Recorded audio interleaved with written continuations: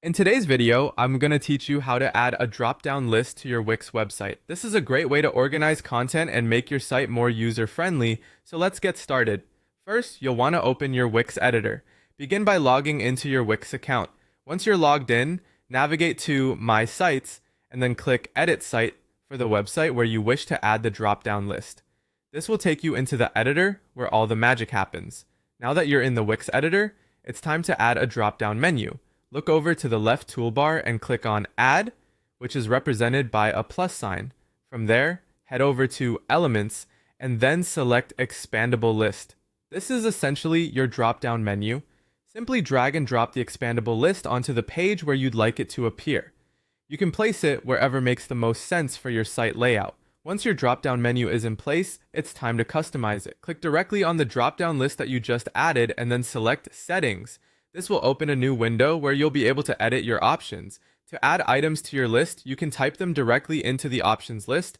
Feel free to reorder or delete items as needed to get everything just right. Additionally, you can set a default value if there's a specific option you'd like to be pre-selected. If your dropdown is part of a form, you might also want to make it a required field, ensuring that users must select an option before moving on.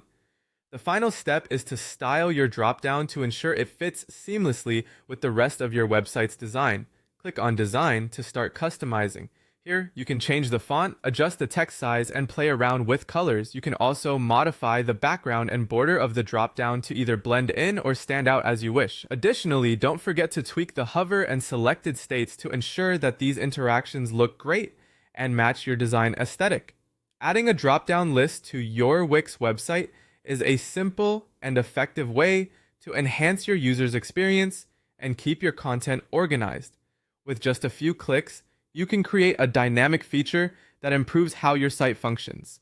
And there you have it. You've successfully added a drop-down menu and customized it to suit your needs. Thanks for watching, and be sure to check out our other videos for more helpful tips on improving your Wix website.